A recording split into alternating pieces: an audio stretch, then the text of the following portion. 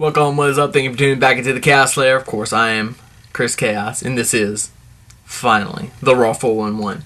A lot happened, 3-hour show. Let's just jump right into it.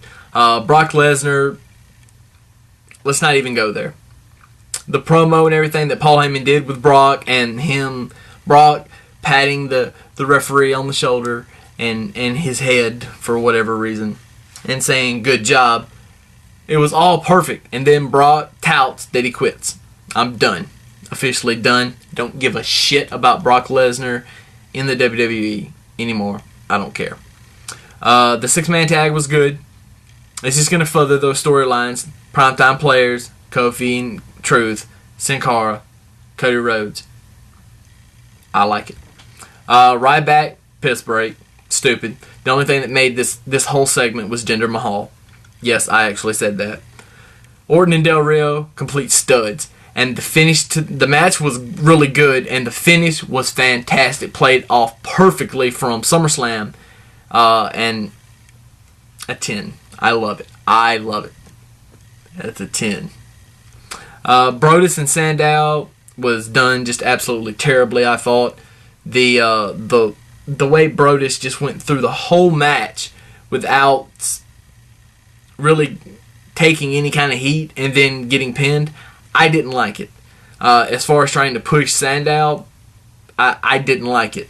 I didn't want to see a completely dominant performance by Sandow, but I sure as hell didn't want to see a complete dominant performance by Brodus. So there you go.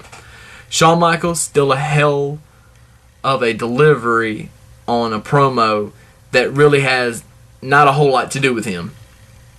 He's one of the only ones that can make you care about something that he's not really involved in, and make it work on TV. Big Show, Otunga, again.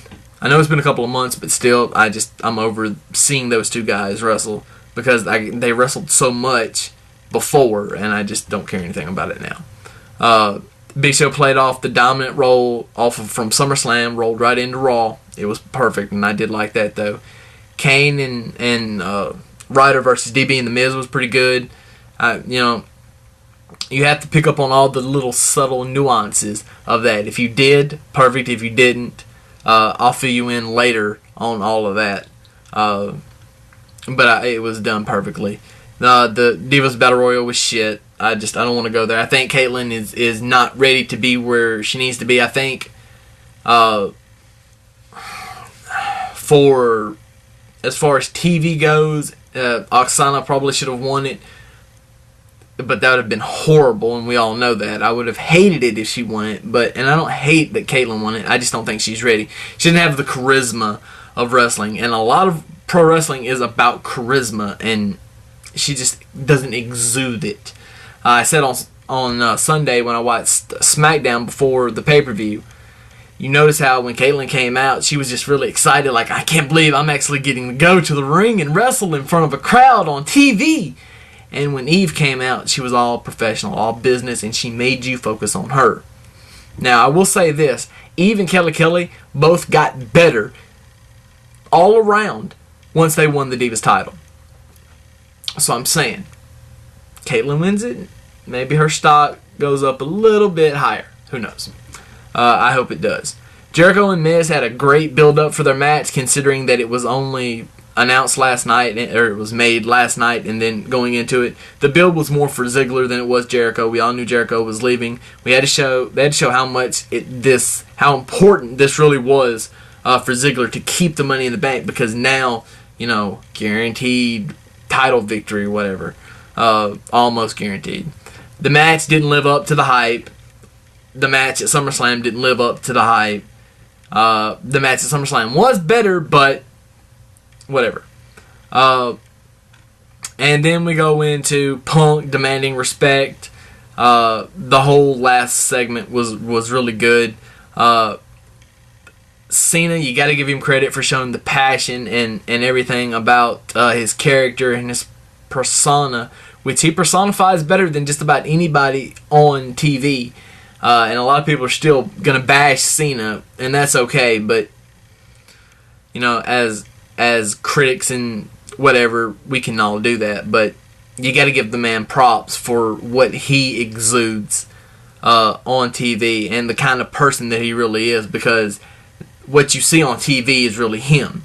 And I like the character on TV to be more like the real person because it meshes more together. I mean, it's a lot easier to pull off. Cena being a heel would be hard for Cena to pull off now after being a babyface for so long. And Punk being stuck in between heel and babyface, being what we in the biz like to call a tweener, is perfect for where he is at and perfect for his persona, his personal persona off TV. It kind of fits more there. So, there we go. There you have it. That's how I feel. And remember the bump. The bump that Lawler gave Punk as he was getting out of the ring.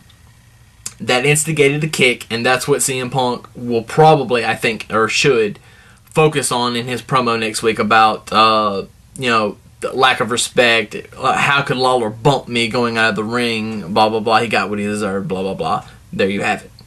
End of Raw. End of the video. That's all I got. I hope you enjoyed the return of the Raw 411. A little bit longer than I wanted it. But you know what? I could have uploaded a 14-minute video, and I did tape one. But I got out what I needed to in under 7, so I'm happy. So for now, that's all I got. So deuces. As always, chaos.